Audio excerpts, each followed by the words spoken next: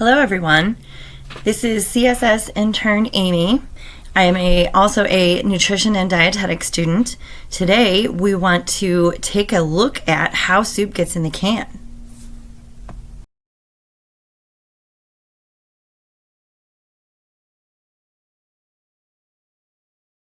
Soup is as old as cooking itself. Its appeal is detailed in the Old Testament, where Jacob trades an inheritance for a simple pot of lentil soup. Today you don't have to sacrifice anything for a bowl of soup. Well, perhaps just the money to buy a tin opener, which is always handy. With the invention of canning in the early 19th century, soup soon became available on demand. No need for a long cook, just open the can and reheat the contents.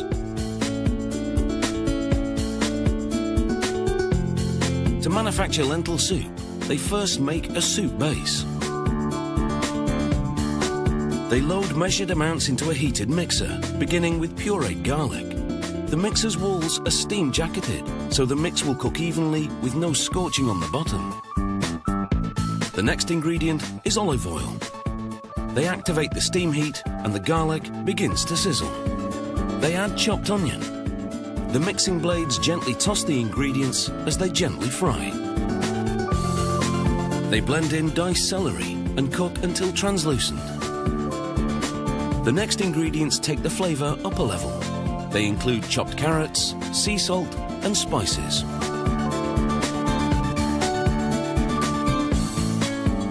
Balsamic vinegar adds a sweet tartness to this lentil soup base. They open a tap and filtered water pours in. As the soup begins to simmer, they add crushed and diced tomatoes. The final ingredient for this robust lentil soup base is spinach. Mixing it makes for an enticing colour, and as the ingredients cook, they become increasingly aromatic. Meanwhile, raw peeled potatoes are on their way to a hopper. The slats prevent the potatoes from rolling back as they make the climb.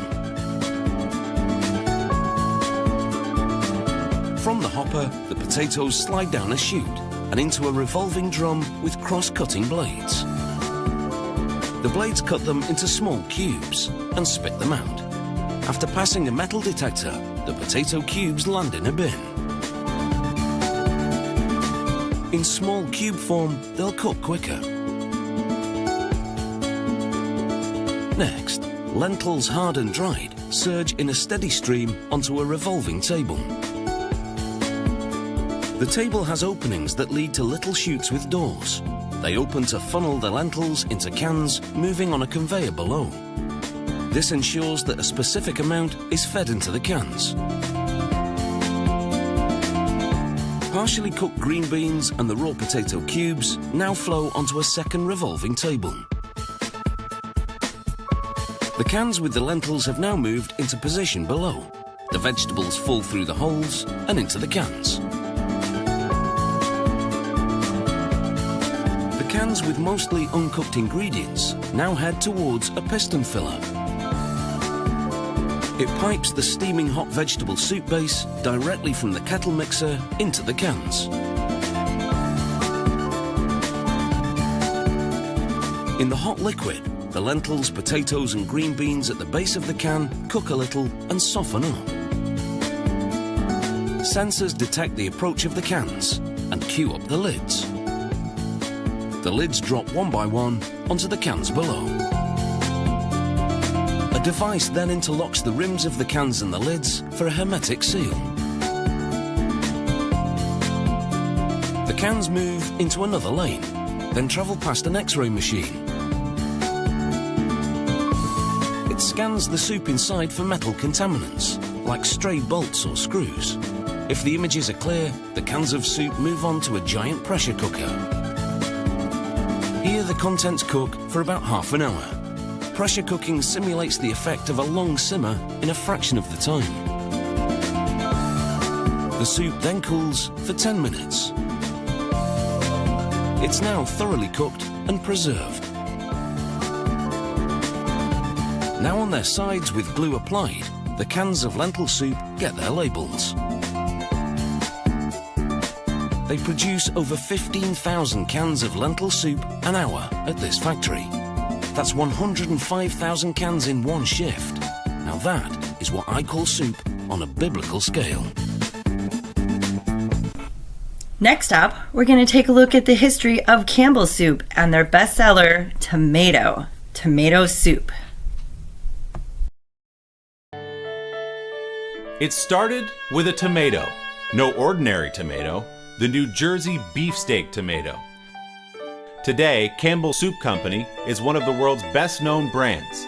It began in 1869 when Campbell's began to can tomatoes in a factory in Camden, New Jersey. But the real revolution began when Campbell's perfected condensed soup. Less water meant smaller, lighter cans. Trucks could pack in more of the smaller condensed soup cans, giving Campbell's a major competitive edge. Even the snack can have culinary impact and glamour too. Universally loved tomato soup. In 1898, Campbell's adopted its red and white soup can. It was celebrated by pop artist Andy Warhol in the 1960s, and the classic can is still found in grocery stores today.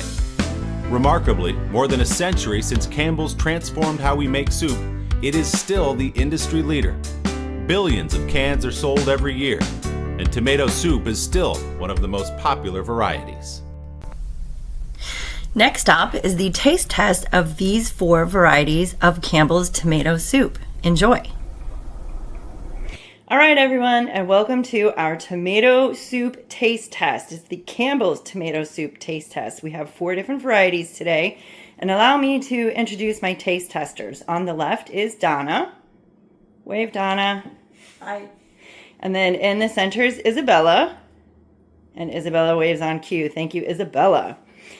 So for our taste test, we worked out a little, kind of just a really brief, we're going to give each one a thumbs up. Isabella, you want to demonstrate? That's good. Neutral. Maybe we like it, maybe we don't. And then a no, we don't like it. A thumbs down. All right, fabulous. Next up, the soups. All right, here we go. The first 2 up are the classic tomato and the healthy version of the classic tomato. Hey everybody, why don't you taste the classic first?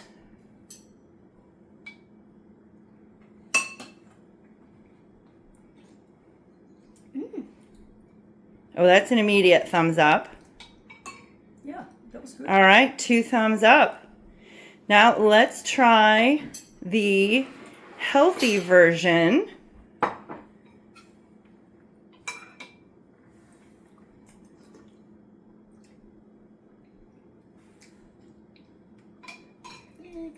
Kinda. Oh, look at that.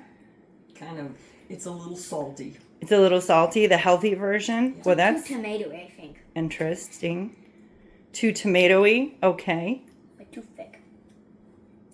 Okay, so overall, the classic wins over classic versus healthy. Yeah? Yes.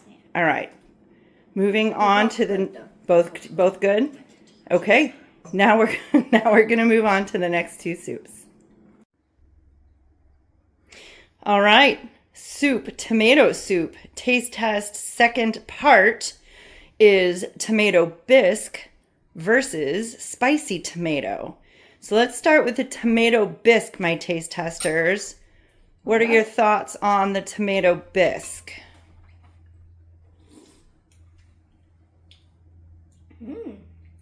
It's an instant thumbs up on the tomato bisque. Good. 2 thumbs. Tastes cheesy. Okay. Yeah. It's slightly sweet. Cheesy and slightly sweet. Are you ready for the spicy? Yes, ma'am. Yes. Go for it. Last soup of the day, the spicy. I